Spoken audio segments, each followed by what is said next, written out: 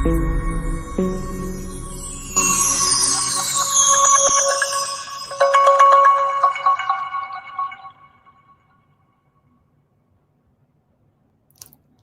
up my ducks, it's Simon here. Welcome back to the Hermit's Cave. How is everybody doing? I'm just going to pop open the comments. There's so many people in already chatting away, which is really, really lovely, which I think is an indication as well as to the excitement people are probably feeling about me interviewing the guests that I've got on today. So, without further ado, you will have seen from the titles anyway that today I have the absolute pleasure of being able to chat for the next hour or so with the fabulous Govinda from Gypsy Heart Tarot. So yeah, on the Hermit's Cave, it's actually GD time. I wish I had that little intro sound that Govinda has, but say hi to everybody, Govinda. There he is. Hi. Hello. Hi, everyone. How are you doing? GD time. It is. It's GD time. You know it. You know what time it is. So, Crazy. just before we get going, there's a lot of people in the chat, and I just want to say a quick hello to everybody here. So, we have got Celia and Jackie. Hi, Jackie. We've got our Ben, and we've got, Ben. Is it Beverly from The Wild One? And we've got Scott's here. Hello, Scott. Hi, Scott. Patrice. Hello, Patrice. How you doing? We have Ange from Tiny Trinkets, and Elizabeth, Nancy, Ellie is here. We also have we've got two Nancys, so that's why I thought I'd said it. We've got Nancy here and Nancy from Crohn's Intuition. We've got Dee. Hello, Dee. Mulamia, how are you doing, Mulamia? I'm hoping I've not skipped over anybody. Our Chris is here as well. Yeah. I thought he would be in a class today. Is the class not on today, or Is he skiving? Oh. He might be garbage. We'll not drop him in it.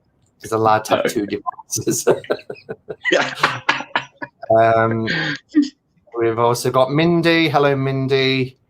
And Renee. Nice to see you again. Hi, Renee. We've also got Linda and Chelsea.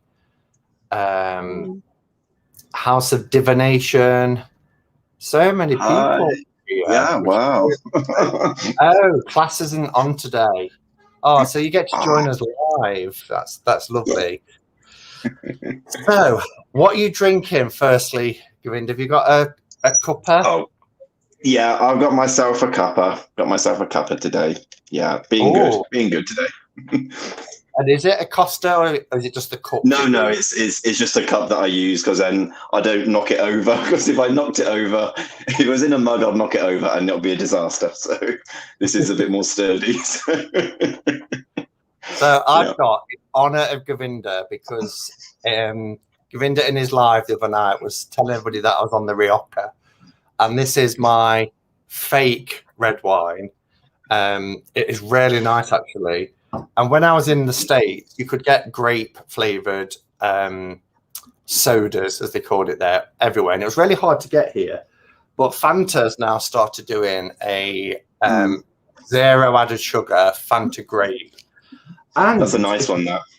If you put it into a wine glass, you can trick your mind that you're actually having a nice Rioja. So. And also, I think there's a drink. What's it called? KA, is it, in cans that they sell in the world section in supermarkets? So I think it's from Caribbean or somewhere. I think that is a great flavor one in there as well. I think. But, yeah, I've seen that, and it is quite nice. But a lot of them tend to be quite sugary, don't they? Which at the moment I'm trying to avoid sugar and things. But yeah. I get to come and see Simon and the governor. The governor. God, yeah. How bad news travels. So, for anybody who might be here today and aren't aware of who you are, you've had a channel now, is it about 3 or 4 weeks, I want to say? About 3 weeks. Yeah. I think it's about that. It's coming up to the 4th week. I think it's 4 weeks tomorrow, actually. Wow. So Just yeah. And I mean, Govinda's got a great channel. Whether you're, into having live readings or you just want to go for the banter, what I think you have perfected is that you've got a real nice mix of doing readings for people, but not just solid readings for people. There's lots of time and interaction between, and you'll actually say to people, yeah, I'll come to your question in a minute. I'm just catching up with the chat. And it's really nice because it's interactive.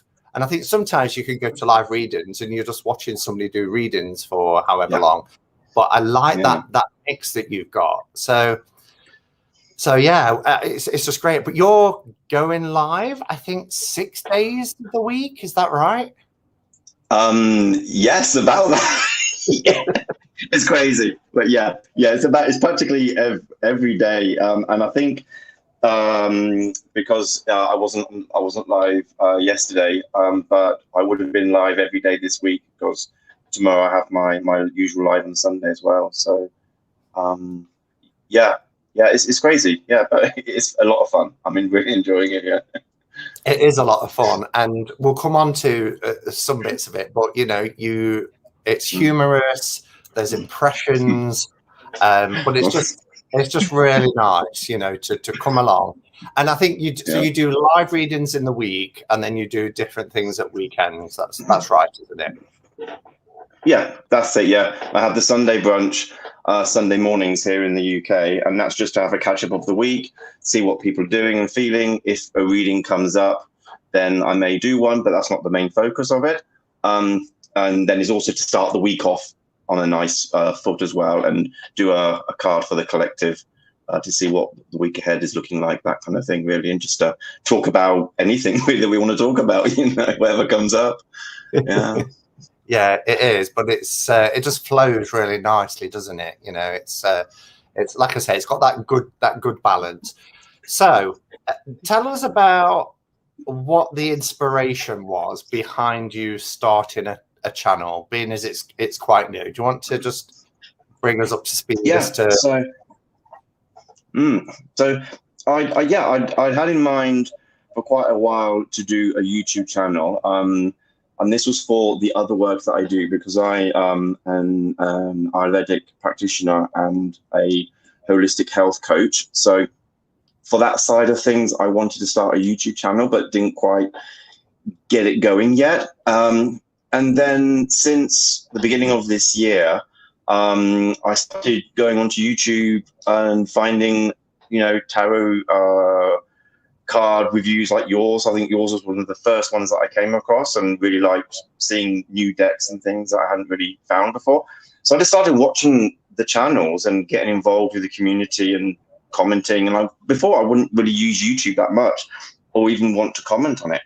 So after a number of months of that, it was after the Tarothon, that I was so up for it. I really enjoyed it. I think bar 4 or 5 hours, I was solid there watching it, having my lunch and watching it. I just found it amazing. And I thought, I'd like to do what they're doing, as in going on YouTube and just talking about, because I always thought that you had to have something specific or something of value. And I never looked at myself in that way, which is quite interesting, because then it just got to the point that it's like, yeah, I'm doing it. This is going to be my lead into YouTube, and then see how this goes, and then expand it out. Because also this year it's been like a rebranding as well for me. So I've kind of like had a bit of a reset, like a rebirthing, because I did the how to become a meditation facilitator, which I completed in April.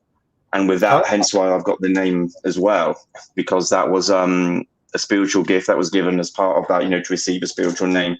And that kind of really resonated with me so well that I had like a bit of a rebirth, as it were, with everything. And I had a real good look at how I can move forward and advance. And this was just it. And so it was just like, okay, I'm going to do it. I planned to do it beginning of June, but then that didn't happen because of time constraints. So I went on a short holiday break and then got sunburn, so I couldn't go on with, peeling skin and everything. So I had to delay that for another 2 weeks. And then it was like, okay, this is happening. I think it was, it's about now. It's like the week after my birthday, which is the 18th, that I decided to press that record button. Wow. So, wow. Yeah. and you haven't looked back? You're glad you did it? Absolutely. And you know what? Never look back. And I'm actually much happier as well after doing the lives, because I started, as you do, I thought, what am I going to start with? Oh, well, I've got decks. I'm going to start pulling them out and doing the typical flip throughs and a review in that one. I was trying to restrict my reviews down because I would talk a lot about them because they're decks that I use. And I kept getting an hour, and I thought, you know what? It's what it is. I'm a talker. I have to accept it. If somebody wants to listen for me to gab on for an hour, then that's fine. I'll do it. So I just uploaded those, but then I found it so difficult to record. I wasn't having a script. I just have pointers and things, but I just found it really difficult I kept fluffing the lines. I kept kind of starting, stopping, not getting it quite there. And then after a week of frustration of just getting out a couple of videos, I thought, what am I going to do? I thought, should I go live? Should I just do a live? What am I going to do? And this was like a Friday and Saturday. And it was just like, you know what? Yeah, I'm just going to have a focus, which is, live readings. That would be my focus, and see who comes in and have a chit chat as well. It's not just for live readings. That's why I wanted it to be more interactive as well.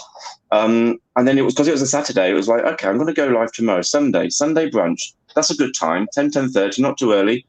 Yeah, I'll do it. That's it. Blah, blah, blah. Banged it out in 10 minutes, and it was there. And I'm like, okay, there's no backing out now. It's up there, it's going. And that was it. And then I went live and never looked back. And that was really the moment for me that changed everything, was going live, which is why I go live so often, because I enjoy that communication, that back and forth with everyone that you don't get from just doing a recording. It seems strange, but for me, it's the other way around, Yeah, for me, it's completely the opposite. I do lives, and I've been doing lives now for 4 years, but I'm still more comfortable knowing that I can edit.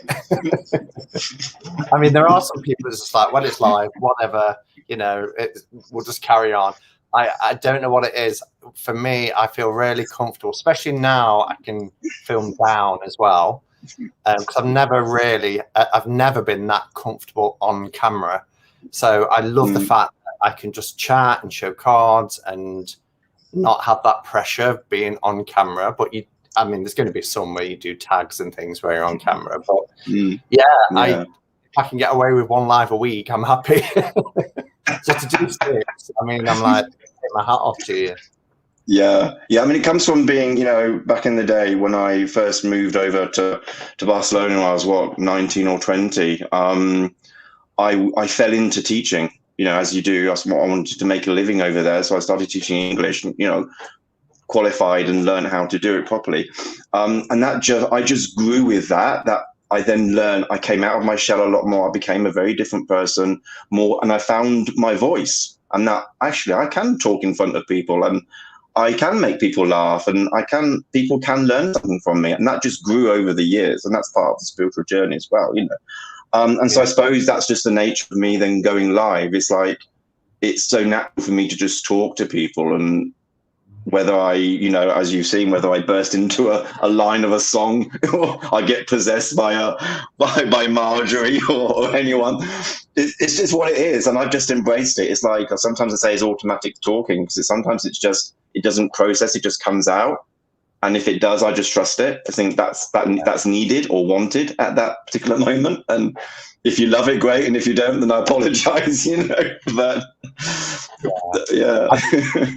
There is that element to that, because when you are live, you know that you're live, and you just fill that space. So you don't want that silence, so you fill that space, and you end up sometimes revealing too much or saying things that you might not have thought you would have said or planned to have said, but you just go with it, don't you? I can always remember when I first did a video, I did a tag, and it was very short. And I can remember looking at people's videos, and they all seemed to be back then, this is 5 years ago, like 20 minutes was maximum.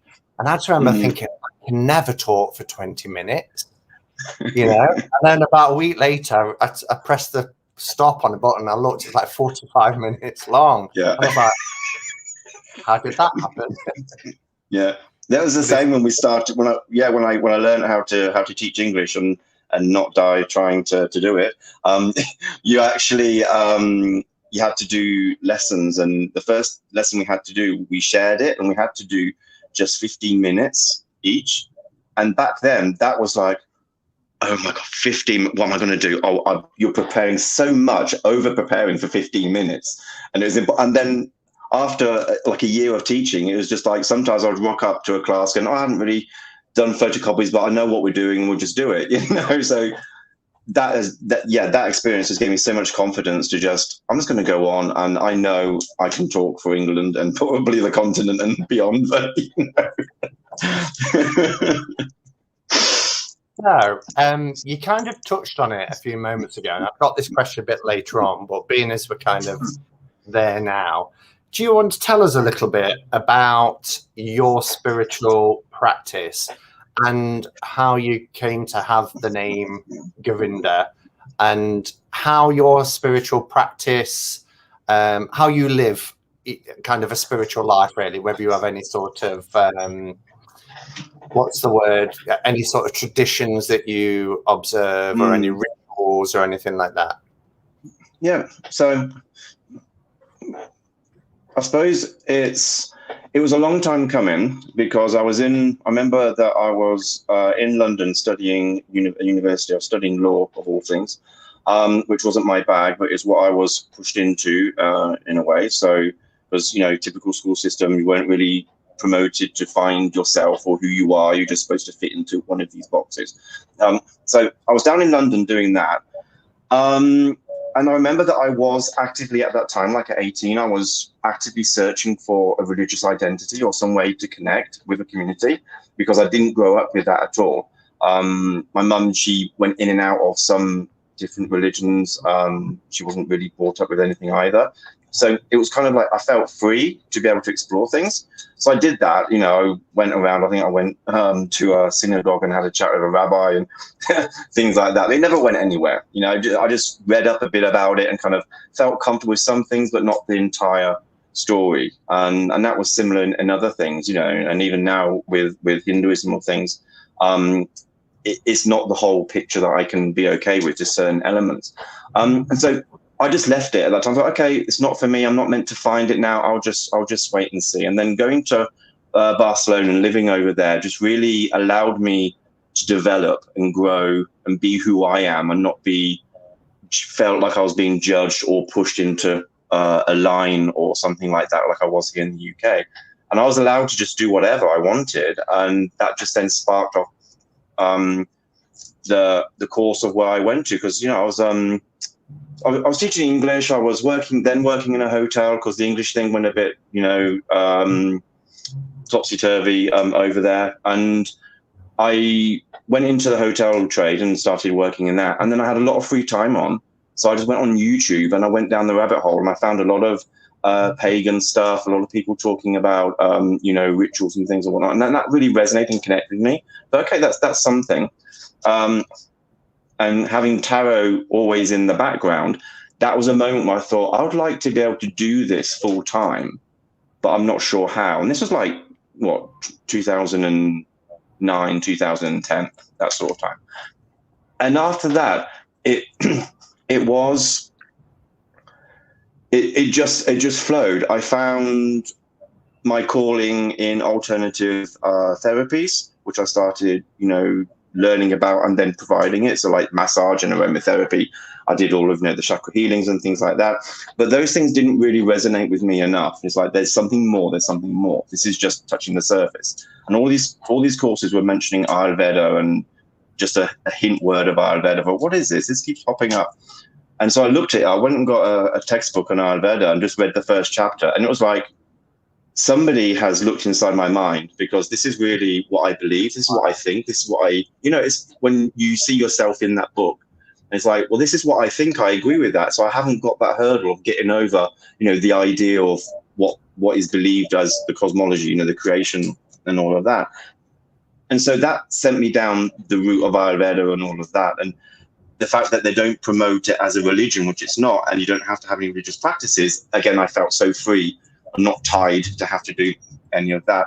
And then, so over the years, it just spiraled into that, embracing the mantras, I remember then I was doing the Gayatri mantra every morning at 5 or 5:30. And that, when I look back at the time, I was just, I don't know why, I just started, it resonated and I needed to do it. And so I did. And then I think it was like a 6 months solid. I think I was just doing it every morning like that. And I transformed so much. I achieved things that I thought were impossible against all odds. Moving back to the UK, kind of thinking this is not possible. I can't do this. And it just flowed. It happened. It's just, the path was opened up for me. And I'd say, yes, this is, when you find that this is what you're meant to be doing, your soul is like, oh, thank you for finding this. Because that's really what it felt like. And so I just went at it. Well, this is what I'm meant to do now. This is what I've been supposed to do. And I've been preparing up for this over the years in teaching and communicating and whatnot, to then move on to that. And so that's really what the basis is. And then since then, I've just grown with it. And tarot has been, merged in, because I use it as therapy as well in the counseling and life coaching and things that I do as well for certain people, which I want to do more of. And so, yeah, every morning I would do meditation, because then I connected on Facebook with someone who was from the States, who was over here in the UK, and they were talking about, they're doing a meditation course, facilitator, how to help other people find meditation and guide them through it. And at the time, I remember I wasn't in that space receiving the message, and I was kind of like, no, okay, that's great. Let me know how you get on. But for some reason, he just kept, it was one of those contacts, you never meet up, you have occasional messages, and he was always there. And then it was last year that he just sent a message saying, look, the course is starting, it's online because of the pandemic. Are you interested? And that was just like, yeah, I need to look at this, because this is hitting it now. This I'm listening now. And so I went at it, and that was it. Again, it didn't feel like I was doing anything new. It just confirmed that, yes, this is an extra tool in my box that I need to add to be able to reach out to people. And then since then, from that course, that was then, you had the option at the end to receive a spiritual name if you wanted to do so. And I was just like, yes. So I felt like I needed that, perhaps, to reset myself or rebirth in some sort of way. And when I received that, it was such a beautiful ceremony. It was on a Sunday afternoon. And although it was on Zoom, we went into a breakout room, we had our special moment and lit candle and incense and whatnot. And the name that came through was just resonated so much for me. Govinda, that was the name that came through. And when she explained exactly what it meant, and afterwards I looked online and to see it all as well, and it's like, it really does sum up who I am, because I've always said, it's one of those things, again, it just confirms what you already are, or you already know. And it's like, I've already for years said that I don't resonate or connect with a particular country. I'm a citizen of the world, I used to say. It's like, I don't see myself as, particularly British, or when I was in Spain, people say, oh, you're British. And I'm like, no, I used to refer to the British as them, kind of not me.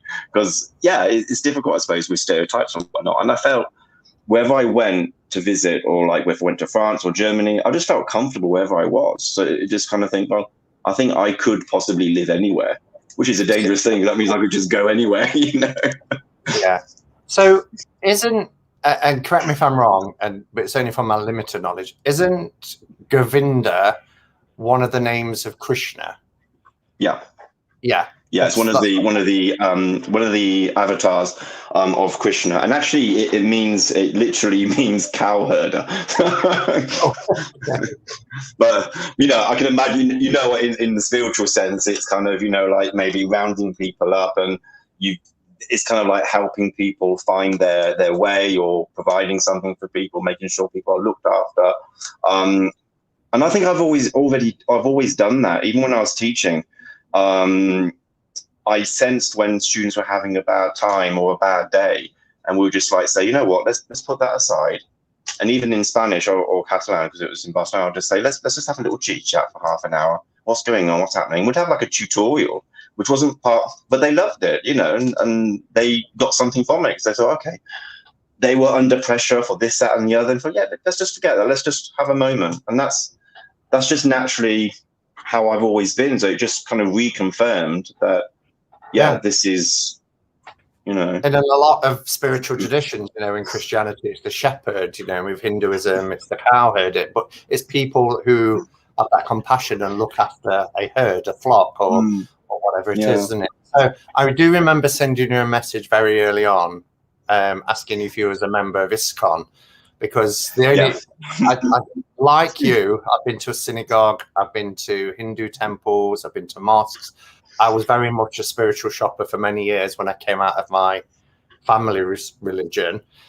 And we had a restaurant here in Nottingham called Govinda's, and it was a vegan vegetarian restaurant that was run by, you know, the Hare Krishnas. So when I heard your name, I thought, oh, I wonder if he's a Krishna devotee. And that's why, that's why I sent you that message. But it's wonderful to hear your story. So Ayurveda is that's an Eastern philosophy. Is it kind of, does it come from Hinduism or the Vedas or? Well, yeah, that's it. It's actually, it predates Hinduism in that way, because it does come from the Vedas and, you know, the Upavedas and all of that, which predates, because Hinduism is like Christianity and all that. It's a formed religion that comes from ancient knowledge from the divine that was spoken for centuries until it was written down, and that's where the foundation of Ayurveda comes from. And it is an ancient Indian medical science, and that's what it really is, because you learn about how natural herbs, your diet, nutrition and your digestion is the basis of good health or bad health, depending on what you're doing, and how systems in your body complement each other or work together or not, how disease spreads, and looking at all of you as a whole. So very holistic, not just the physical body, but the emotional, the spiritual, soul as well, you know. So and that's what, and it does, in a way, it does tie in with the tarot, you know, the 5 elements are there mimicked in Ayurveda, where you have the different doshas, which are the energies that we all have a different cocktail mix of, because that's like our Ayurvedic DNA. Understanding that gives you a great pathway to understanding yourself a lot deeper. And for me, that really resonated, because it was about, and I've had people who've done readings for me, and I've had, you know, an Ayurvedic astrology done, and they said, you are someone who will want to keep finding the root of something, the origin of something. You want to keep digging and say, no, I haven't found it yet, I'm going to keep digging. And that's why you're doing what you're doing, and that's why you should be doing what you're doing, because you're going to keep going until you find, this is the root cause of everything, or the source of everything. So it's like, that's always stuck with me. It's like, okay, I'll go with that. And could you just, for everybody listening in, or those who's going to watch this back as well, can you remember the name of the book that you first picked up when you said the first paragraph? Because I'm always interested in books that change lives. So this is, it's just a textbook. It's the textbook of Ayurveda, Fundamental Principles, Volume 1. So there are 3 volumes. And this one is quite accessible on Amazon. It's by Vasant Lad, who is, you know, he has a clinic and practice in California. But yeah, he's world renowned in Ayurveda. And in Ayurveda world, some people, they love him or they hate him because they say that he's not promoting it the right way. But you know what, I have a lot of time for him. You have to take some things that he says can be a bit too traditional sometimes, and you have to take that with a pinch of salt. So really that's what I'm doing, is being able to bridge the gap between traditional Ayurveda and modern Ayurveda in a way, and bringing the two together. That's why I'm doing a lot now, which is classes integrative medicine, because it's about integrating it with the modern systems. Because I can appreciate that the modern science of medicine has benefits for us. I'm someone who has been healed by modern science because of, you know, I had a Hodgkin lymphoma 20 odd years ago now. and I needed chemotherapy, and I went through all of that. That's when I was in Spain. I went through all of that, and the benefit of modern research and science and chemistry helped me, but then also I helped myself spiritually with that, because I wasn't all doom and gloom. This is over, like my family was saying. It's like, this is your last Christmas, you know, all of that. And I was just talking to people as if I had the flu. It's like, oh yeah, the doctor said, you know, it was like a 6-month course. And I said, well, this was in August. So by the February, you're going to have your last session of chemo, and we'll see where you are then. So I took that subconsciously as well, I'm going to be fine. I'll send my work, and they're looking at the report going, you're not going to be fine by February. February came round, and I had the test, and I was clean as a whistle. I didn't even need radiotherapy or anything like that. So just, you know, because mentally I didn't realize it back then, but looking back, I knew that that's what I was doing. I was just subconsciously going, okay, I'm going to focus on this. This is my life for 6 months, because this is what I need to do right now. I didn't try to battle with everything else, or, you know, trying to keep a normal life. If I've got to sleep, I've got to sleep. If I can't eat, I can't eat. What can I do? I need to heal. And that really resonated with me. And when I didn't really realize that, and when I tell people, and they like looked at me and going, do you realize what you've gone through? And I'm like, yeah, but I felt like anyone would do the same. But then talking to people, I realized that no, not everyone has the same outlook as I do. And so, okay, there's something going on here, something different. So yeah, this textbook, really, just opening the first chapter, it was like, okay, this is me. Someone has got inside my mind and has put it in a book, because I believe it. I know so many things. If you look down the, and I suppose many people I always say to people, many people are already doing a lot of Ayurvedic ritual practices on a daily basis anyway. We just don't realize that they're Ayurvedic. So things like mouthwash, we think that's a modern invention. That came from Ayurveda, actually. There's in ancient scriptures, so some of these ancient books in Sanskrit that I have talk about ancient oil pulling, which is essentially a mouthwash. So most of us do these sort of basic things on a daily basis without realizing where they come from. So yeah, absolutely. It's fascinating, isn't it? Especially when you were talking about the power of the mind. You know, I often have this conversation with people. People will poo-hoo, you know, at the whole sort of mind over matter thing, but it's proven time and time again. You know, when people get ulcers and mouth ulcers, you know, that's a physical manifestation of what's going on up here. You know, yeah. And I used to suffer terribly with mouth ulcers all the time. I used to get mouth ulcers. I must have kept Bonjela in business with the amount of and then I realized that it was because of my tendency to overthink and to worry unnecessarily, and you know, I was constantly in a state of worry, and it was manifesting physically in my body. And the mind and the body is interconnected, just as the self and the environment is interconnected. So, but yeah, and I appreciated what you said as well about modern medicine, because I never refer to things as alternative therapies or medicine. I refer to them complementary, because that's, you know, there's science and alternatives, and you know, nature and back flower and everything else. They don't have to be separate, you know. No, we've got a lot to thank science for, just as much as we've got much to thank Gaia and Mother Earth for what she provides. And actually everything we've got is within this planet anyway, isn't it? You know, so that's it. Appreciate you saying that. So tarot then, and I know you said, you know, it kind of links. I don't know with your practice whether you attend any sort of groups, like I did when I studied with the Brahma Kumaris, which is also, you know, came from the Vedas as a offshoot of Hinduism.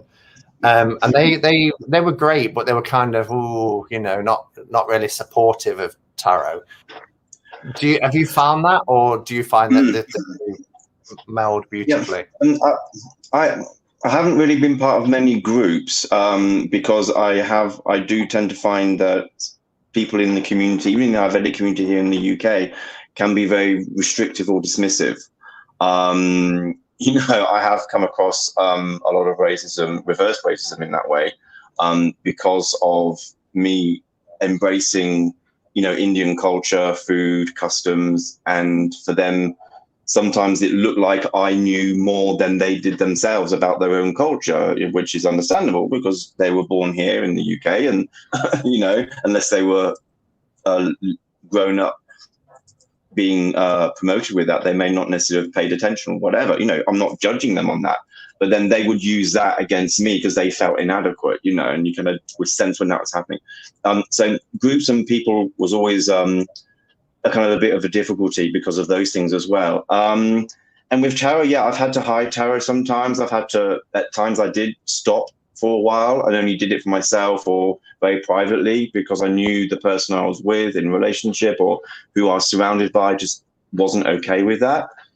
And then I had to, that was then is like, why isn't something working? Why isn't this relationship working? Why isn't this friendship working? It's like, I'm not being my open self. I'm not being my true self here.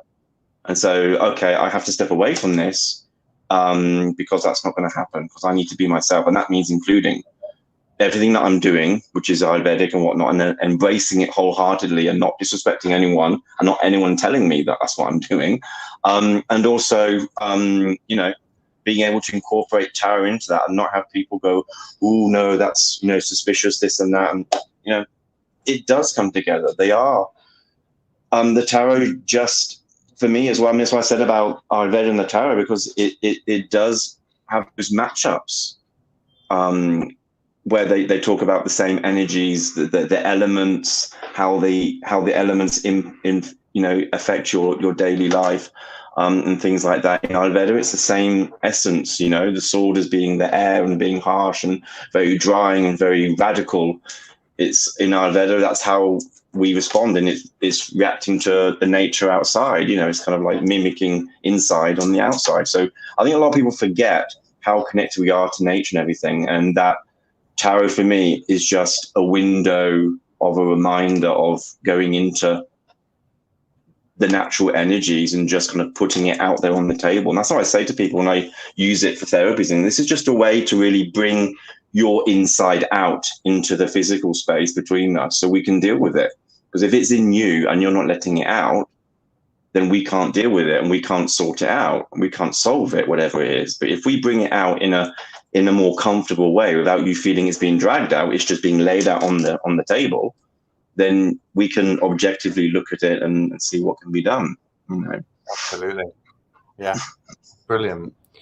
So let's go way back then. So you kind of touched upon your formative years and that you weren't really brought up in a religion, so you had that freedom to explore.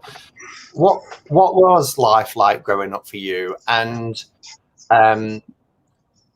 what was your kind of first memory of tarot or your first introduction? Whether the same thing, or was there a distant memory of something and then it came years later? It kind of came within the same sort of I look back at blocks of 10 years, of like a decade, sort of thing. Growing up, my parents were divorced when I was very young, when I was still a baby. So I don't remember any of that. My first ever memory is probably a day when I was at my first day at school or something like that. It was difficult growing up because you'd see parents fighting and a lot of unsettlement and having to move about a bit to try and be settled in some place. A lot of uncertainty and ups and downs in the 80s and whatnot. These things happen. And so when you get to a teenager, and my brothers and sisters are they're much older than me, so I didn't really have that sibling anyway. I felt like an only child because they were, when I was still playing with my toy cars, they were going out for Saturday night bender, so I was left alone with mum quite a lot, and we have a strong bond, I think, with mum. I think we are similar. We're not the same, but we're very similar. I think I don't know, it's kind of like now especially she respects and understands what I do and loves it. Actually, I think she's seeing that I'm able to do things that she perhaps had wished she could have developed but never got around to it, or for restrictions, for family, wasn't able to. And because that was really when I found tarot, I think it was like early 90s. We lived in a small market town, so, you know, kind of like nothing doing there. You know, the esoteric world did not exist. There wasn't any tarot reading. And in the local hotel, there's just like one hotel in the whole town, there was like this tarot conference. I don't know how we saw it, or I can't even remember why Mum wanted to go, but she wanted to go. And because she was, you know, single parent on her own, my sister had already got married and left, so it was just me and her. She didn't really want to go to this thing on her own. And I said, well, I'll come with you. I don't know why. I just kind of like, yeah, we'll go. Why not? We'll have a bit of a laugh. We'll have fun, and it'll be interesting. And she was up for it, and we just sat down together. I sat at the table and I watched this guy. He did a cassette recording. Yeah, back in the day, we had cassettes, you know, and all that. And he just did the cards. It was with the RWS, and he just did all of that and said a lot of things. And we were like sitting there going, yeah, he's knowing all of this stuff, and we don't know him. And Mum hasn't really said anything either. You know, like some people say, oh, it's because you've given some information. She was just like responding as he was talking and whatnot, and going, oh, that's interesting. And yeah, it really did say a lot. And then that just kind of was there, and it was done, and we never saw tarot readers again in the town, kind of thing. You know, it's like a one-off thing, and nothing much was mentioned until then. Somehow there was this shop that opened up that was only there for about a year, I think it was. It closed very quickly, which was an esoteric shop, and they had tie-dye stuff, and they had tarot cards and all sorts there. And Mum and I went, thought, oh, let's have a look at this new shop, and she was up for it, you know. And I was like, well, I'm going as well. And that's where, you know, wanted to start looking at the cards. That was where I was drawn to, really, you know. And I started off with the playing cards, because we used to use playing cards. My mum, we would just play cards, you know, play blackjack or whatnot. She taught me how to play these sort of games, and we'd just play them at home. And then she was like saying, well, you do realize, you know, that people can, you know, tell stuff from these cards. I'm like, what, really? And I was like, she was like, oh yeah, you know. And I thought, where do you know? What is it now? So I went to the library and thought, I can't ask. I'm like, what, 13 or 14? I can't just ask someone about this, you know. So trying to find your way around the indexes, you know, the old way, you know, you had to walk around the library. And yeah, I found it was actually in the bookshop, I think, I ended up finding a book about numerology and playing cards and that kind of thing.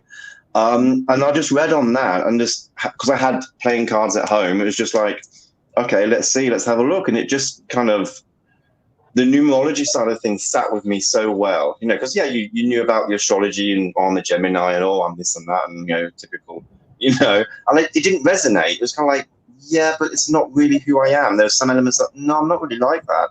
And I don't like people thinking that I'm like that. And then people say, oh, you're a Gemini, or Two-Face and this and that. Oh, excuse me? No. So when you look at numerology, and I did that, and I was like, oh, I'm a 33. It's like, oh, wow, what does that mean? And it was all of this. It's like, wow, it just ticked all my boxes. So that's really how I started. And then it wasn't until I was in London when I was one day around Soho, like you do. If any of you know London and Soho, then, you know, we're going to end up in that neighbourhood and in a bookshop, like you do. Just an average day in London, milling around. I think I was supposed to be in a lecture, and I thought, no, I'm going to go down to HMV, get the latest Steps album on CD, as I did back then, because that's the age I was. So, you know, and popped into a bookshop and saw the RWS cards, you know, and thought, oh, yes. And that took me back. And there was a lot of experiences throughout my teens since watching that tarot reading where I was starting to receive messages or signals that at the time I didn't realize, but then later on I thought back and go, oh, that was what happened. Because, for example, because my parents were separated, so my dad would look after me a couple of weeks during the summer, as you do, and he used to drive coaches for tours around England and Europe, so I'd have to go on the coach with him because he couldn't take time off work. So the boss was like, yeah, you can take your son wherever. And one year he had a group of Spanish students on the bus, and we were just laughing, and I was a young kid and whatnot. And they left stuff behind. And one of them was this like textbook. And the dad said, oh, you can keep that. They're not going to claim it. And it was an English. It was an English textbook, you know. So for them learning English, you know, and it had Spanish stuff in it and whatnot. And I didn't think anything of it. But then when I found myself in Barcelona teaching English to Spanish people, I then made that connection and go, hang on, that was a clue back then. And it was still very new to me. I was only like 19, 20, you know, so it's kind of like, that was a clue that this is where your life is going. So be ready or be prepared. And I'm like, because I put that book in the box and thought, oh yeah, it's a textbook. Oh, you know, a kid of 11 or 12, not really going to pay much attention to that. And thought, oh, it's cool. It's got some strange words in it, but never mind. And then people say, well, it's amazing how you remember. And I said, well, yeah, I remember it for a reason because it connects things up. And that's what I was finding, that with the RWS when I picked it up, it was like that connected up to that tarot reading we had in the town centre that time. So okay, these things are connecting. I'm getting clues there, aren't I? This is what's going on, right? Okay. So I started thinking back to what other things were popping in that were telling me, and then it got to the point where I was able to then to do it as it was happening, where I would see a clue and notice it as a clue and go, okay, this is where my life is going, or this is what I need to do, this is what's happening, and act on it in the moment rather than retrospectively, which was a big game changer to be able to do that. Wow, that's incredible. But you're absolutely right. There are those almost like pinpoints in time, aren't we, that at the time might not seem that significant, but when you're further down the line and those kind of coincidences appear, then they become more significant, don't they? Because and tend to have more of an impact, where you map those pinpoints that you can then have a clear kind of advantage viewpoint of your journey so far. And then if you can see those pinpoints that led you to where you are today, you can almost map out, potentially where you could go from. Yeah. That's what I've done these last 10 years. That's what I've done with Ayurveda. I knew that was connecting up and where it was going, and I knew where I was going with it. And I still know where I'm ultimately going with it, which is a major thing as well. It's like, okay, I'm still on that path. Yeah. So yeah, absolutely. Brilliant. And you may have answered this, but Jackie asked a question about what your family think of your tarot life. So what do you think of it now? Okay, so yeah, my mum, she loves it because she gets free readings and she's always been up for it, and she even buys me decks. It's like just the other day, I just chat with her, and it was her birthday and whatnot a few weeks back, and I got her this moon necklace, which represented the moon on her day of birth. And because her mum died after 9 months of giving birth to her from breast cancer, I said to her, this is a special, it was arriving late, and she said, oh, what is it? She's impatient. What is it? And I said, no, you'll get it when it comes, but I'll just let you know that this is something that your mum and yourself has shared. And she didn't understand what it was. And then when she got it, I said, yeah, this is the moon of when you were born. So, and she was really lovely about it. I thought, wow, that's amazing. And yeah, so the other day, we're just chatting, and she said, oh, are there any decks you want at the moment? Any tarot decks you want at the moment? And I was like, let me look at my list. Here we go. There's something. And I was like, yeah, there's a few things here. Have a look at those. I'd always give her some options. And she just went and bought them. So I feel that she is supporting me. She understands why I'm doing it. And that I think she understands from the viewpoint that it is more about therapy. It's more about helping people rather than just, ooh, I can see your future for £5 note kind of thing. I think she appreciates it more on a deeper level. And I think, like I said, I think she is glad that I'm doing something like this for myself, because it's something that she probably didn't have an opportunity to do that she might have wanted to, or she couldn't explore, perhaps. I'm getting that sort of vibe from her. So I keep her informed and keep up to date to what's going on and what I'm doing. She's like kind of living it through me in that way. So yeah, and my other family, well, my dad I don't have contact with, or anyone else really, for reasons and that. So no one else really plays into it. And the main family that I have are the friends that I've collected along the way, who have stood by me and supported me when I've needed it. Those I class as my, as family. Those that are closest to me, those are my family, because my family wasn't there. These people were. So absolutely, and they're all up for it. They're like, yay.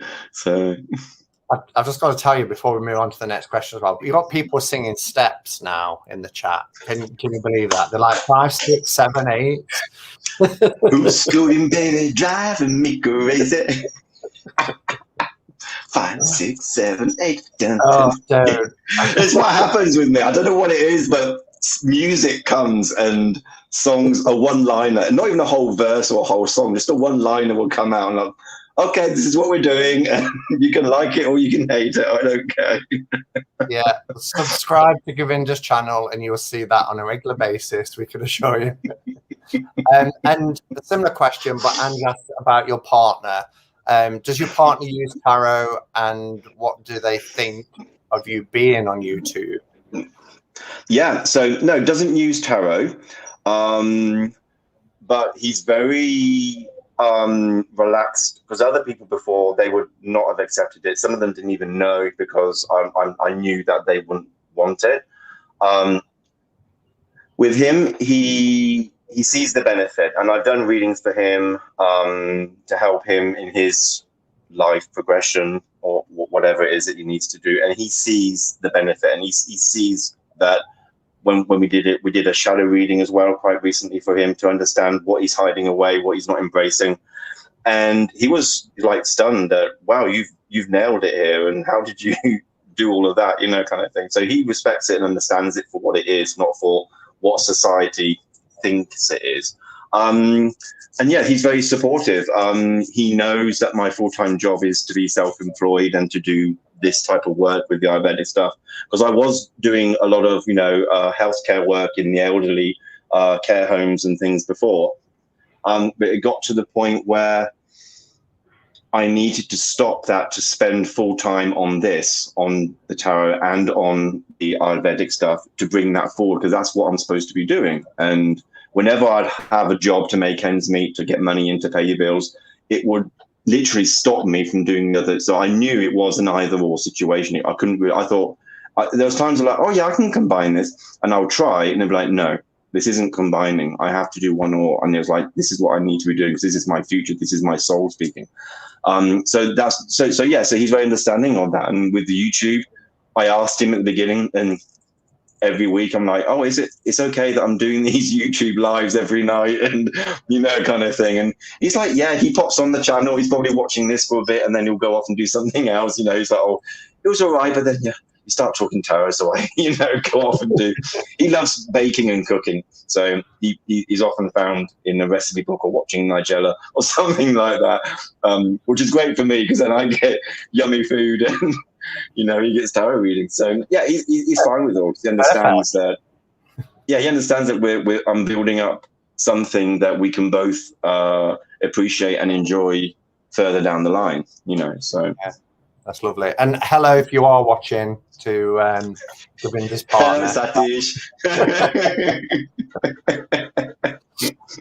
Probably laughing. And just put music and portals with Gov. Now we've got a revelation, haven't we? We've sussed the portals thing. So before we went, do you mind me saying?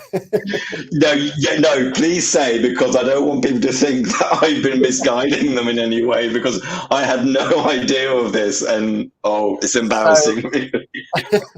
So over the last few weeks, Govinda's been showing the Gypsy Heart. No, not Gypsy Heart. That's your channel. Ganeshan Village Tarot.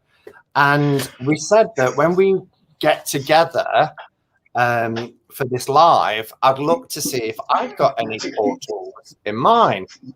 So Govinda was like, I've got the star card here. And as he was showing the star card, there was this portal into this room, which we've been seeing for the last few weeks on his channel. We're like, oh, it's a portal in there. And then he said, try temperance. So try temperance, and that didn't work. And then I realized, as I was looking, I'm like, the portal, because I can see what's missing by having the card here. I'm like, the portal is appearing every time the color blue is there. And I said, I don't suppose you've got your blue screen switched on, have you? And he's like, what's that? What's a blue screen? I said, just before you come in, you can check your camera, you can check your mic, and you can add a blue screen. And he went in there, and there was the room that we've been having a put. He's like, I've got my blue screen switched on. I didn't even know that option was there, because when I signed on, I'm only checking because it's on the laptop. The camera and audio is normally fine, so I don't even go into settings, and I just go straight into the room. And I didn't even know that there was because I don't use, as you can see, this is my room. I don't use a green screen or anything behind me to create some kind of lovely place. And so I didn't even know, and I was freaking out because, like, I don't even have this photo of this lounge or whatever it is in my computer. I don't even know where this is. Like, what is this? And when you said that, and we went on, it's like, it's a green screen image. I'm like, and he was like, I didn't even realize that the whole picture of this room. Mystery solved, but it's provided a lot of entertainment for the last couple of weeks. Well, there you go. It has, you know, at my expense, you can have a good chuckle now that, yeah, it was a green screen image. God, but it's been fun. It's been a lot of fun. Yeah. So if I was to switch my green screen on and hold up my Ganeshan cards, I'd have portals as well. Obviously, yes. So, in terms of tarot, are you a professional tarot reader as well? Can people buy readings from you? And if so, how do they get to do that? Where do they go? So, yeah, I'm a professional tarot reader, so they can purchase readings from me. Mainly, it's, they can contact me via Instagram and have a message through there if they want, or I have a website, which is gypsyheart.co.uk. And on there, they can purchase readings, whether it's over the phone or video or Zoom, or if it's just a recorded one. And I post a private link on YouTube so they can access it to watch it themselves. And I'm at the moment now, I'm having a bit of a jiggle with that, because I'm thinking that I might just want to progress at the moment at doing them recorded only, and just, you know, give myself a 24-hour or 48-hour slot to do it and post it and let people watch it at their leisure. And then I still invite feedback and whatnot, and say, you know, let me know if there's anything else or questions or anything about what's come up. So I'm thinking that might be a way to go for now, rather than have appointments booked or anything like that, because of the way things are at the moment. I think it might be better to do it that way. So yeah, that's really the main place now where to get that, if they wanted to do that. And then I have, like the daily readings, they can come on for the daily readings, which are for free, because for me, it was a focus for the lives to have something to do. So I really thought, I'm going to be on my own in the live. I'm not going to have anyone come in. So I can't just sit there at the screen like this, you know. So I have to be doing something. So, well, something in my hands, I have a deck in my hand, that's fine. I'll just shuffle that and wait for someone to come in and have a focal point to talk about. And so, yeah, people can have those sort of free short readings, and if they wanted to, on there as well. So there's plenty of places they can. And even on your weekly lives where you give free readings, people can still contribute by buying you a coffee and things, can't they? Which all helps. And Chris just put your website thank you. So thank you for that, Chris. If anybody wants to go check that out, have a look-see. Yeah. So, do you class yourself as a tarot collector? And if so, what does your collection look like? What sort of genre system do you follow? Or so I would say it's a difficult one, because I have a number of decks. So does that make me a collector? I would say I'm not a collector, because I don't collect for having cards to look at and keep them in the box and hide away, or to frame them, like some people do, I've seen. My decks that I have are working decks. So they're decks that I connect with, resonate with, and I'm able to work with them. And I think that's why I resonated so well with watching like your own reviews and flip throughs of cards, because some people argue that you spoil the emotion of opening the deck when you first get it and having a surprise. No, I still get emotional. I got very emotional with the Ganeshan Village when I reviewed that in my hands, despite having seen all the cards. Because for me, seeing all the cards, not having any surprises like that, I can connect with that and know, yes, this is a deck that I can work with. And I had no idea that the Ganeshan Village would be a soul deck for me. You know, we'll go on to that. So really, I think I have about, at the moment, about 16 or 17 tarot decks and a few, like 6 or 7 oracle decks and a couple of cartomancy cards. Because for years I would just stick with like two or three different decks. You know, it'd be like a playing cards for the cartomancy side. You know, the one RWS that I got in London back in the day, I just stuck with that. And maybe something else I picked up in Spain as well, and an Oracle deck. So maybe like 4 different decks that I would just use again for years and years, because I didn't really go out looking, and I still don't go out looking. It's just with finding the YouTube channels that I'm following, if they pop up and it draws my attention, then I'll go in and have a look.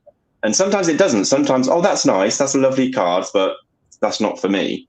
Fair enough, right? But then there'll be those that will be like, ooh, right, you know, the finger will be ready poised and my wallet will be trembling and all of that. So, you know, but yeah, so for me, it's about being able to work with them and having a relation.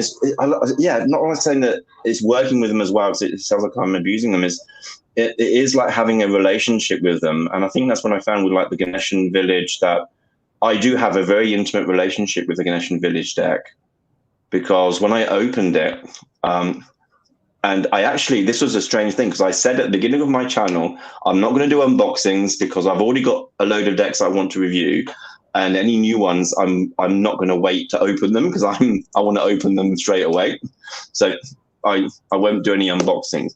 And with the Ganeshan Village, it was like it arrived, and the next day was, I think it was the Sunday brunch. So it's like, I'm going to open it live. And even just flipping through without doing my usual ritual of connecting with it and whatnot, it was already speaking to me. It was already giving me messages. It was already saying, yes, I know what needs to be said. And I was like, wow, I haven't really had that experience with cards. You know, yeah, cards are easy. Some are easier to read than others, that kind of thing. But that one really did. It was like megaphone, listen to this, you know, and every time I do reading with it, it's just so easy to read, bang on.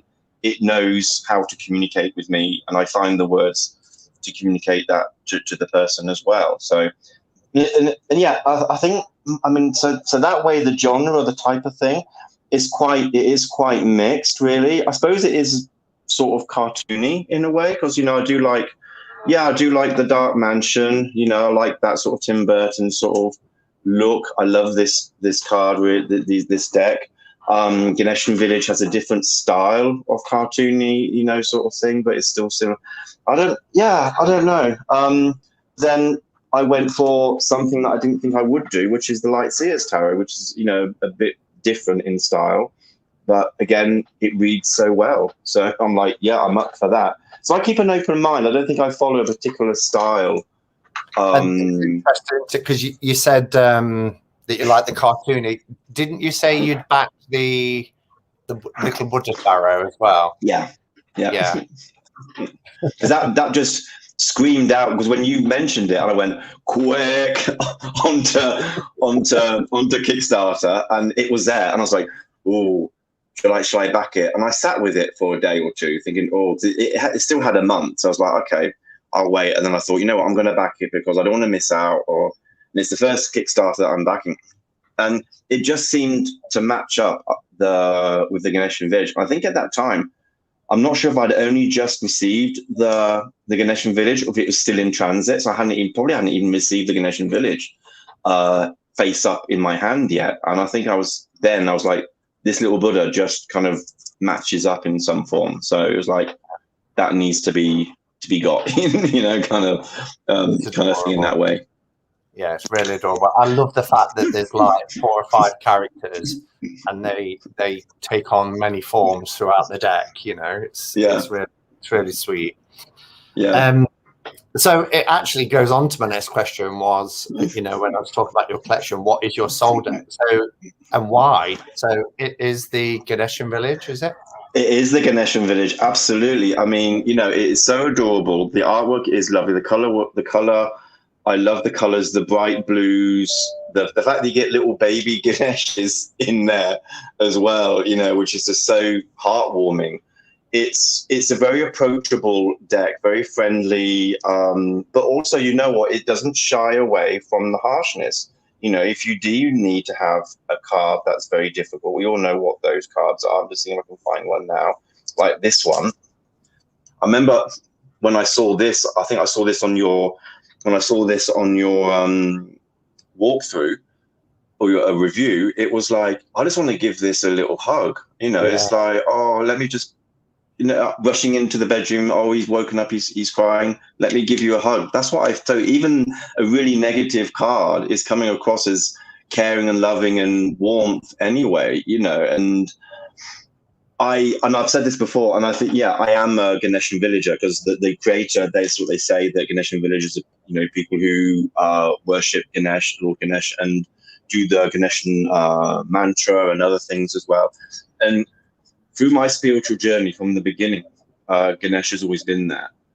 And the mantra, at the time, I may not have noticed it because it was slow moving, but looking back, definitely unblocked the pathway and got rid of all those obstacles and barriers to let me have a, not an easy cruise. No, it still had to work. It still had to make the effort, but I was able, it was giving me the heads up, saying, do this, go there, look at it. And it just resonated. And I have a Ganesh here on my altar. I have this was given to me by my partner's family from India when he went there a couple of years ago. He came back with this for me, and I have them dotted about the house, and I just resonate. It's just one of those things. And so, I think I remember thinking, wouldn't it be nice to have like a Ganesh deck? So I have the Whispers of Lord Ganesha, which is the Oracle cards, which is beautiful. And someone on the meditation facilitator course that I did, on the first day of the course, she pulled one of these, and I went, you're pulling that card? Because I saw it years ago and then didn't get it for some reason, couldn't find it again. I said, where did you get it? She said, on Amazon. I was like, what? So went on Amazon and grabbed it. And that was a heartwarming thing for me as well, because I was a bit dubious about, the people there in the foundation who are doing the meditation, how would they look on tarot and things like that? And when I saw one of the teachers using oracle cards, I'm thinking, okay, they're I don't have to hide that. That's fine, that kind of thing. So yeah. And if you like those kind of cards that give you that softer, I think I mentioned it to you anyway, but the Smith Tiny, also by Matt or Mate, I should say, Mate number, is wonderful because it's the RWS imagery, but softened, and it's I love that deck. That and the Ganeshan Village together are two of my joint favourites from his collection of decks. Just wonderful. Yeah. So, would you say you're proficient in reading other systems as well? Because the decks you've mentioned there are RWS. Do you dabble with Marseille or Thoth? Yeah, Thoth I haven't really. I've looked. There's a deck. I think was it the Sun and Moon Tarot. I think that's based on Thoth, isn't it? Yes. That has some connection with that. And so that was on my wish list, and I was nearly getting there to get it, and then I didn't. And then I thought, okay, that kind of resonated some. That was calling. So like I said, cartomancy, I started off with that. So, the playing cards and whatnot is there. And I sometimes use them for myself mainly rather than other people, because other people watching don't really resonate. They like to look at the pictures and see what they can see in the cards. And if it's just a playing card deck, they may resonate as well. So those are many for me. And at the moment, the last couple of weeks, I've heeded the call of Lenormand, and that seemed to have come up and say, have a look. And I looked at some decks, and especially the one by Ciro Marchetti, because I have a couple of tarot decks from Ciro as well. And when I saw his Lenormand cards, it was like, yes, I'm here for that. It's a nice, cutesy, small deck, and the artwork is amazing and beautiful. And it's like, that's and Chris also, he did a review and walkthrough of the Enchanted Tarot, the Enchanted Lenormand, with the crystal ball and the image in there, and I really like that as well. So that was the first Lenormand that I ordered, because from him, I'm ordering that straight away. Got it on Amazon for next day delivery thing, and this one came a bit late, a couple of days later. But yeah, so this other system is calling me do something with at the moment, to learn it and see what happens with it. So yeah, and there's other things that I've done in the past. I've used runes at some point in the past. I have a rune set that occasionally for me comes out, occasionally not. It's kind of like one of those things that pops up. But the main thing is that I pay notice when these things come up, because they come up for a reason. So it's not like, and it's not a case of, oh yeah, you need more decks, because it's not like that. It's just like, yeah, you need to learn a bit more, because when I got the deck that I'm using a lot at the moment, because I'm preparing a series on YouTube about something. The Patch Tarot. I don't know if you know about the Patch Tarot. If you've seen this, it's a Canadian deck. I got the box. Yeah, I've got the box here. So it's a Canadian deck, and I think it's from people called Spiritual Science or something like that. I can't remember. And I got this about a year or so ago. Here's the box here, Patch Tarot. And what they've done with this deck is bring all the systems together. And I thought, wow, that's going to be so confusing, so full on, so full of everything. And it isn't. They're bringing in numerology. They're using some elements of Thoth, astrology, the RWS system, but then they've also changed the order of some of the major arcana to fit in with the Kabbalah, that out of the feminine is born the conscious and the male energy. So some of the order of the major arcana has to be interchanged to allow that feminine masculine order that you find in Kabbalah. I'm not well versed or learned in Kabbalah, but I'm still cracking on with it. And this deck is just amazing for me. And at the moment, I'm using this to prepare tarot meditation, which is something that's coming up on my channel next month. That I'm preparing to do some. I'm not sure how yet, whether it's just random or whether it's going to be in sequence. That's something I need to decide. But it's going to be using the tarot cards and meditating on that card and doing a guided meditation for people to either dip in if they need that particular one. If they sense that's the one they need, then they can go for that. So this is a deck that I'm using and quite a favorite of mine at the moment. And they renamed some of the cards as well, which seem to resonate very well with me as well. And it comes from the birth card. So my birth card, Gemini, is the Lovers, which I'm like, yeah, I resonate with that, but that's not the whole me. That's just a part of me. And then if you look at the Lovers, then okay, what's the other side? What's the shadow side? The Devil. It's like, yeah, I definitely do have that kind of obsessed and naughty side to me. If you see my channel, you know I'm always giving people earworms and whatnot, which is the mischievous side of me. Alexa. No, So no. No, don't. Sorry. See, I can't help myself. But because in the Patch Tarot, because the system is switched around slightly, the numerology, so the 33, which breaks down to a 6, ends up being the Hierophant in this deck. And I think that's what I resonate with. Because when I got the Lovers, I'm like, oh yeah, Lovers great, but I wanted the Hierophant. When you don't get the card that you wanted for your... So the Lovers is. Are you saying that's your life path card? The Lovers. Well, it's the birth card, isn't it? When you do the life path and you calculate from your birthday. Yeah. That's your life path. Yeah. And then and when I got that, I was like, yeah, okay, it's nice. It's a nice one. But then I was hoping to get the Hierophant. I thought, okay, I wonder why. And then I was doing all the calculations. And, well, yeah, I can add it up to this way and that way, and it ends up being there's an element. I listed about 4 cards with the numbers that I was getting, which ended up okay, I can accept it. So the Hierophant's in there somewhere. It's in the mix.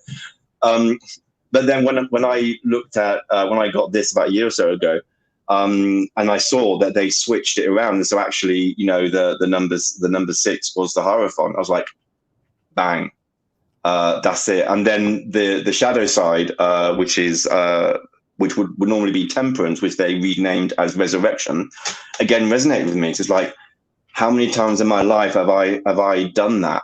Have I started again? Have I lifted myself up from the dust and scraped myself off and got on with it again and had a new start and did new things and brushed myself off in such a way where it's become second nature for me?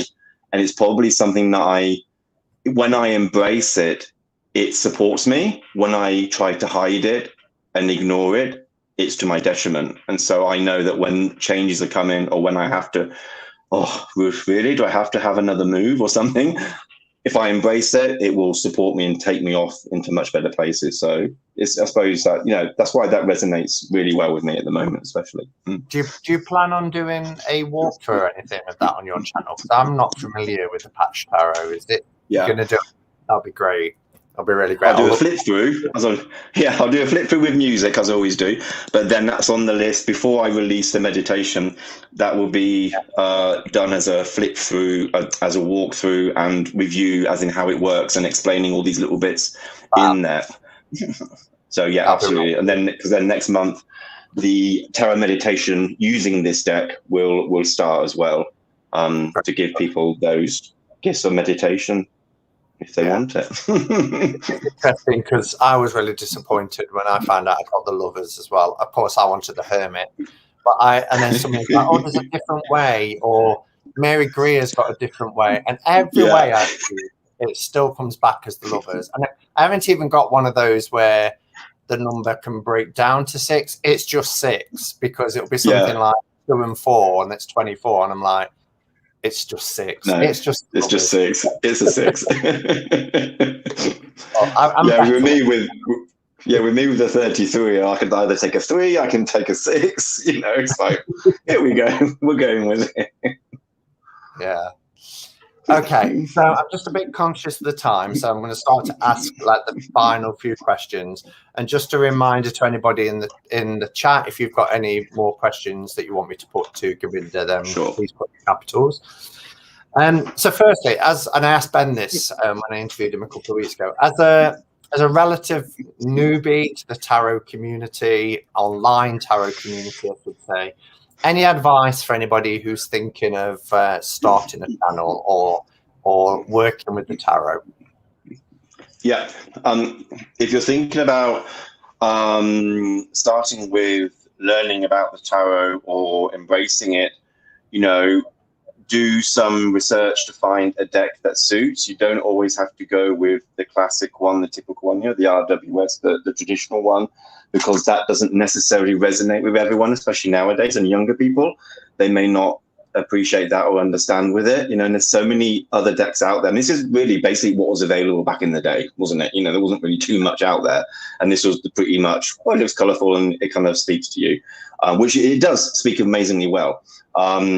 But yeah, having so many decks now, so many great artists doing stuff, really do some research and just see what resonates, and then go with that. And it doesn't have to be an expensive deck. It can be the cheapest. I was surprised that the Lightseers Tarot, being at one of those, low priced items, mass produced, is such great quality, and it's such a great read. So it doesn't have to be expensive. And use YouTube. There is plenty of free resources on YouTube to guide you through learning, whether it's, and I would say just trust your intuition, tap into that, whether it's just briefly meditate first to get some connection, or whatever it is that you do to just ground yourself in a way, to then just look through the cards and to just see what they're saying first. Note them down. What is this card saying? What's that card saying? What do you notice in the card? Write a description of it, create a story behind it, connect with it first. Then if you want to know what the keywords are or any other explanation, you can read up, and there's books and there's free stuff on YouTube. Do those kind of things, really, as a start off. And don't be afraid of it. Don't be afraid to do a reading for family or friends or anyone who wants it, because it's not about, I know I was fearful about getting it right. Like, oh, am I right? Is that right? And I used to say that, and I stopped saying that very quickly on, because it was like, it's not about being right. It's about, this is my voice. This is what I'm getting. This is the message that I have. And that's up to you. And because I would find people would say, oh, you're wrong. No, blah, blah, I'm off. And that's it. But then, because I'm so well connected intuitively because of my Reiki experience and whatnot, I just connect on so many different levels. I'm like, that was a message you didn't want to hear. And so you kind of like went, no, when really I probably hit a nerve right there, straight away, and they didn't expect it, which is fine. So you're going to come across people who think that they're going to test you and, oh, you tell me, that kind of thing, because been there, done that, got plenty of t-shirts. So, don't be afraid of that, and just be comfortable with what you're getting, and don't reject a message that comes through. Sometimes we do, right? We see a message coming through, oh, is that really where we're going? And I'm like, okay, we're going with that. And I do it live as well. So, okay, we're going with this card. You get a couple of nice positive cards, and you get the 5 of Swords come up, and you go, oh, now what are we doing with you? Where's that going? So just flow with it. You don't have to do readings to other people even. You just do it for yourself. Just embrace it. Connect with the deck. You don't have to have many decks either. Nowadays, you can print a copy of this off and create, make your own handmade one if money is an issue and things like that.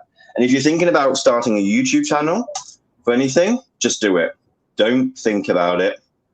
Just really do it. Just press that record button and say something, or like I did, go live and chat with people.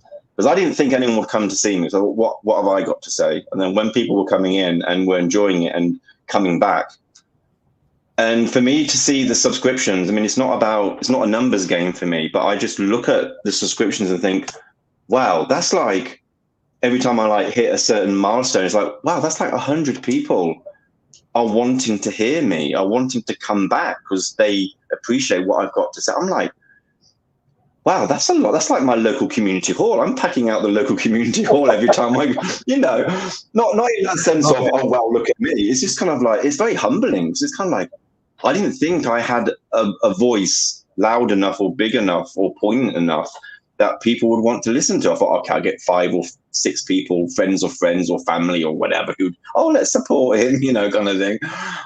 But strangers, people who you don't know, who are supporting you and loving you and wanting you to do more. And that does inspire. Because like I said, since I started recording and doing the lives, I'm having my breakfast, I'm doing anything else, and I've got ideas. That's why I've got so many projects on the go. Like tonight, we're setting off the Brit Boys series, starting this evening, Saturday at 10 o'clock. And, that came about from just being online and connecting with people. So don't sit on it and think about it for too long. Because otherwise, like I did, I could have done this ages ago. But then my spirituality kicks in and goes, no, I wasn't ready then. Now, because I believe that the universe won't give you anything that you're not ready for. And you may have an idea. Yeah. You may have an idea of something, and then it's like, no, that's not happening because you're not ready. But then when you are ready, you know it because you're not hesitating. It's like automatic fingers. You're going to press the record button. Yeah. Okay. Wonderful advice. So that's advice to others. And then I always like to ask, given your incredible life, the places you've lived and traveled, your spiritual practices, your journey with the tarot, if you could go back to your 16-year-old self and have a conversation, what would that conversation be? Wow. That would be to trust yourself, because you will not let yourself down. Trust who you are and how you feel inside. And there'll be people who don't accept you, who don't love you, but that's okay, because you love yourself. And that's really what it boils down to. If you love yourself and you're happy with yourself, then you can and you will get forward. You will go on. It may, because back to my 16 or 17-year-old self, I came out at that time. So that was one of the years that I would say is like the year I would want to be my year, because there's so many years where I started spirituality, where I started tarot, where I started Ayurveda. Which one do you pick? Well, that one was the day that I became my true self and kickstarted the whole process. If I hadn't had that day when I was still 16, because it was in May. I remember exactly the day it was, where I sat outside. My mum was having a cigarette outside the house, front steps, as you do, and it just had to be said, and for no other reason, just had to be said. And if it wasn't for that day, then I probably wouldn't be here doing what I'm doing right now. So yeah, 16, 17-year-old self, trust yourself, love yourself, and you're doing the right thing. You're doing the best thing for you and for others. And just be you. Do you and be you. That's what I say to other people as well. You know, when they're a bit kind of this and that, I'm like, you know what? Just do you. Be you, and be okay with that, and everything else will flow.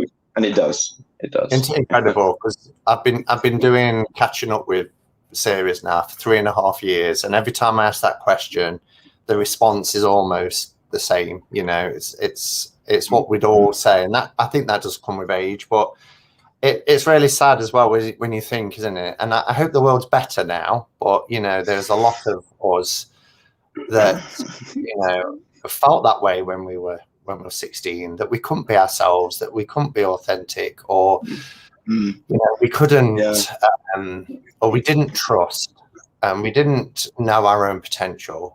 And I guess, you know, realizing one's potential is kind of like a rite of passage. It comes in time, but I just hope the world's changing, because I think, you know, even though there's a few years between us, the 70s, 80s, and even early 90s was the 90s, wasn't a great place, you know, compared to where we are now. So you just have to hope that, you know, the youth of today are more kind of have that self. I think, I think they are. Yeah, I think they are. And you know what? There is.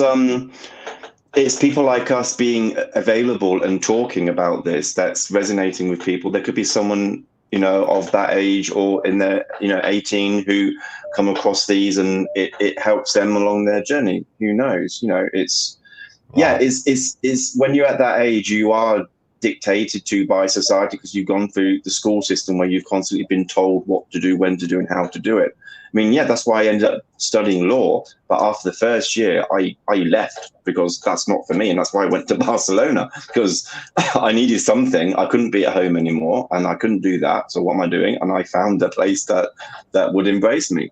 So even then, I felt like I couldn't be me, but at the same time, I knew what it was that I didn't want.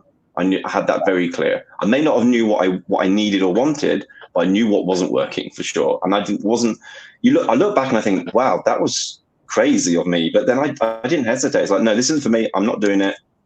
I'm not. You know? So you just gotta have that sometimes. Trust yourself, you know, despite what other people say. Okay, the final question then, before we do paper plastic, is the dinner party. So one guest of honor and two other ideal guests, can be dead or alive. Who would you invite? Ooh, wow, that's a very interesting one. I mean, I think the guest of honor, I would say, I think it would have to be, the name that keeps coming when I think of this is Marlene Dietrich. Yeah. Yes, standing by the lampshade. Yeah, I don't know. I just gravitate to her, and the whole what she went through, and her, as you know, her history and everything. It just, for me, it's just one of those moments that those people then, that they just, when their life ends, they just kind of fade away, and it's like, well, hang on, you know, this was a very important person in the 20th century. So yeah, that would be someone who I'd have as a guest of honor to talk to, really, and to find out more. And there's so much I wouldn't really know, because I do love her music. I do have it on my iTunes. I do listen to it, and it resonates. So that would be, I think, that above anyone, and that would be someone who I would like to have. And then other people, I think I would like to, actually, I'd like to have my great-grandfather, because on my mother's side, because I don't really know anything about my mother's family, because my grandmother died when mum was 9 months old from breast cancer. So my mum didn't even know much about her. And this past couple of years, since the pandemic and whatnot, I've noticed, and we're doing the tarot work, and I've been doing ancestry work with the tarot, I've noticed that my great-grandfather on my mother's side has been communicating with me and guiding me, and has been, you know, in a way protecting me, because why do I get certain things, or where I need to be, what I need to do at certain times. And I think we have a very good connection with what he went through, because he died at 41 years old during a pandemic as well. And that was during the TB pandemic. And he was a grocery delivery guy. You know, he'd been through the First World War. He survived that, and years later, cracking on, still having children. And obviously, you know, I put the story together because it's not blatantly there. No one told me this. I had to research this online and whatnot, and found all this out, that, yeah, he was a grocery delivery guy. So you know what happened. He'd gone in to deliver the groceries for some family who's infected. They're coughing and sneezing. They don't know about, you know, protection and isolation and whatnot. And he would have died from that. And I do feel his energy around me, since I knew that during this pandemic, and kind of protecting me, and like saying, you know what, you've got more to do here. So don't let this be your end here, because it could have been. Because I was in the healthcare, I was doing the care work and everything before the pandemic. And then there was a moment where the February before it started, and I knew I had to do the Ayurvedic stuff and leave all of that. And I thought, why would that happen now? And then when everything kicked off, I was like, okay, that's interesting. I've got a message to remove myself from that environment for some reason. And that's really, you know, so that would be another person that I would really love to have a chat to, because I think we've got a lot in common, and there's a lot there that we would have to say with that, really. So yeah, I suppose, yeah, those two people. You said a third one. Oh, blimey. I don't really know. Maybe someone living, because they're all dead, those people, aren't they? Maybe Marjorie. Maybe Marjorie would come. Marjorie. Oh, yeah, bit of cake. Yeah, a bit of cake. Oh, I do like a bit of cake. Yeah, cake. Give me cake. Sorry, she's with us now. I'm sorry. I get possessed at times. Should be so easy to cater for, wouldn't she? A plate of dust, slice of cake. Plate of dust. Yeah, slice of cake. That's it. You know. Yeah, she'll be easy. She'll be noshing on. Are you ready for paper or plastic?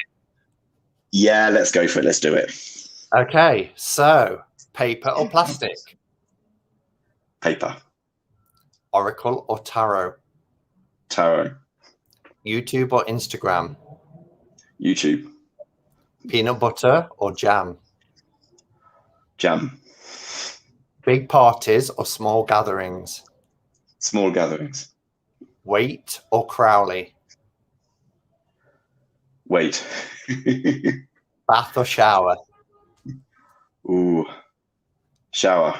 Yeah. Bordered or borderless? Borderless. Dark and creepy or rainbows and unicorns? Dark and creepy. To a point. But yeah, not rainbows and unicorns. Market? Indie. Indie's calling. Yeah. Tablet or PC? PC. Save or spend? Save to spend. Spend. Why do we need to kid ourselves? It's spend, isn't it? You know, come on. Money or free time? Free time. Phone calls or FaceTime? Phone calls. Movie at home or at the cinema? At home. Large or small cards? Small. I'm embracing the minis at the moment. So. Life after death or total oblivion? Oh, that's life after death, but not in the way that's interpreted. You know, the endless cycle. If you know what I mean, the endless cycle, like total oblivion, sounds like there's nothing. There's somewhere else, but it's not what we think it is. You know, yeah. Early bird or night owl? I can't use both. I am a night owl and an early bird. I sleep a lot. I prefer being a night owl though. Yeah. Woodland forest or sandy beaches? Woodland forest. and toilet roll hanging over or under?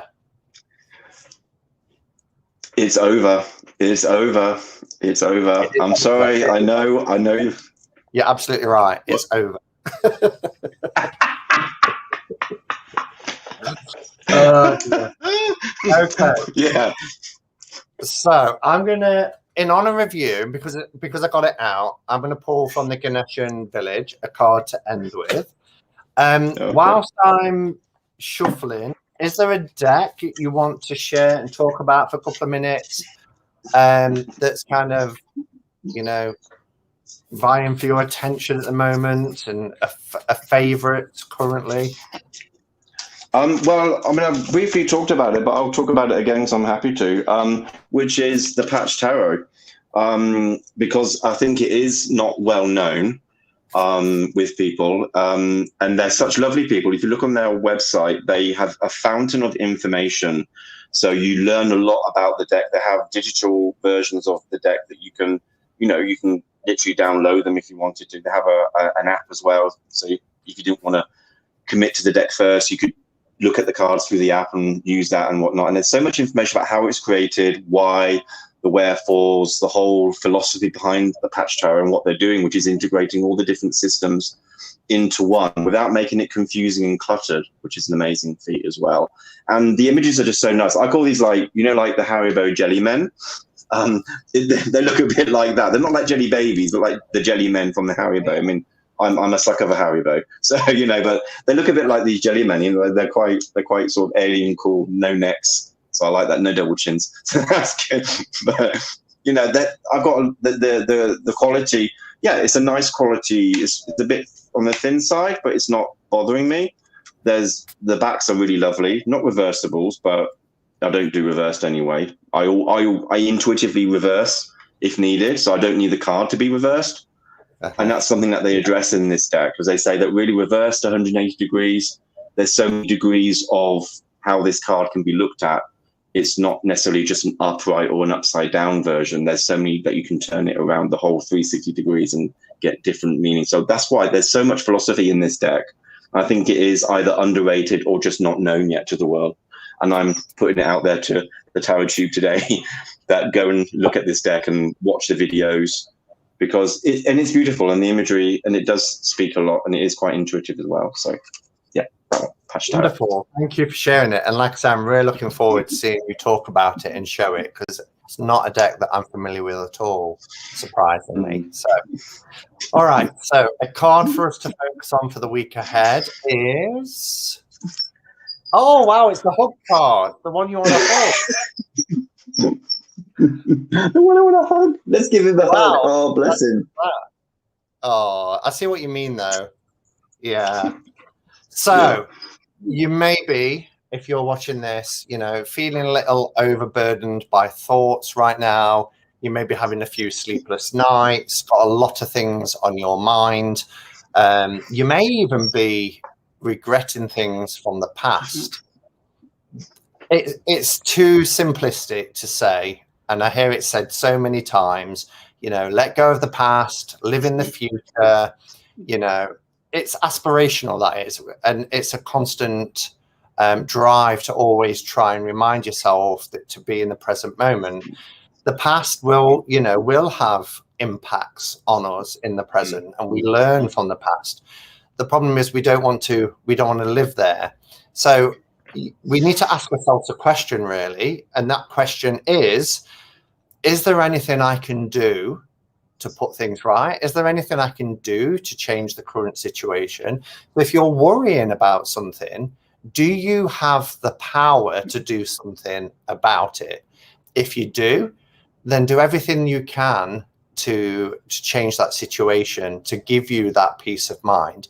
If you don't, then you have to try and make peace with that. So what the Nine of Swords always, the first thing, because I kind of learn things with quotes, and when I see a card, a quote will come into my head. And for this one, it's always, the night is darkest before the dawn. And, I don't want to quote bumper stickers or anything like that, but it's really true. It's a true statement. And We may be in those dark hours right now that are giving us sleepless nights, but there is a dawn coming. And it's not until we're in that moment, experiencing the sun on our face again, that we can look back at the situation. And it's like what we were saying earlier about going back to our 16-year-old selves. When you are that 16-year-old person and experiencing all that angst and worry and anxiety, it feels all consuming, and you don't think you're ever going to get out of that situation, but you are.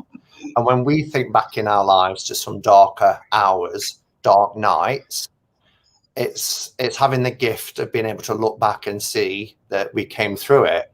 So just remember that the night is darkest before the dawn. But rationally think about what you can have control over right now. And if there is something that you can do, then do it, make peace.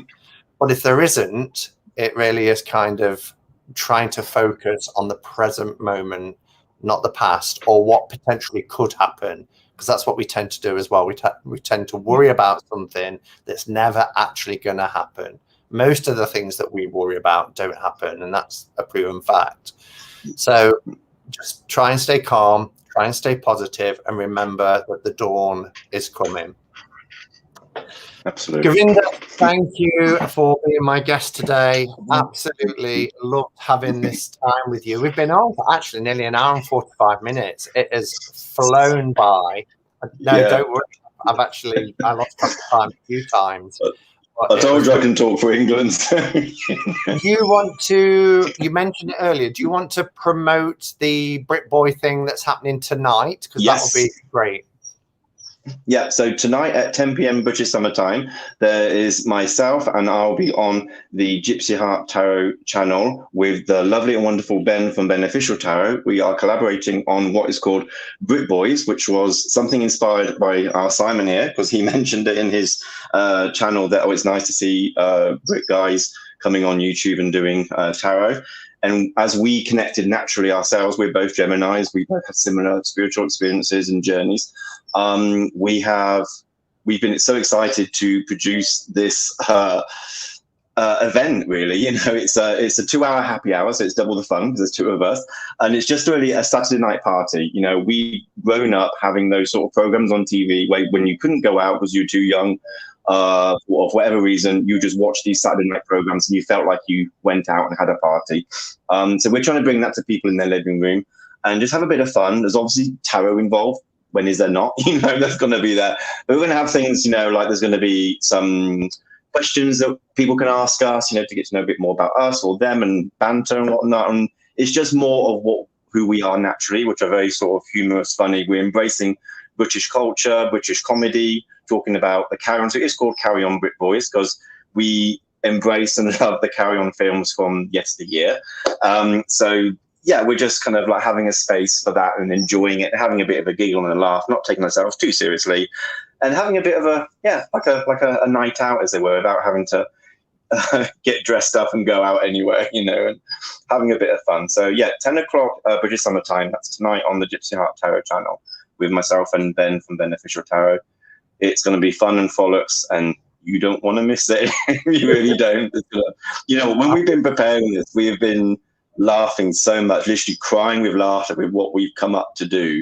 It's like, Lord help everyone, because they don't know what's coming on tonight at 10 o'clock. It's going to be so much fun. I'm really looking forward to it. As I said, I get up really early on a Sunday, so I don't know if I'll make the full 2 hours, but I'm going to try my best. But yeah, it's going to be fun. So brilliant. And then finally, just before we go, any chance of a Jimmy Carr laugh?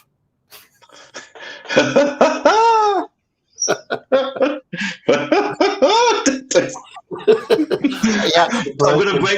gonna break myself like I did the other day. I got into the Jimmy Carr loop, and then Chris from Elemental Card said, "You've broken yourself, Govinda." I said, "Yes." It was you get into that cycle, you can't stop. Oh dear. All right. Well, do check out Govinda's channel if you haven't already, or you're just coming in. The channel link is below in the description box. Govinda, thank you so much for being my guest today. It's been an absolute pleasure. Good luck with your channel. I'll be there supporting. But I hope it brings you everything that you want it to. So good luck and thank you. It already is.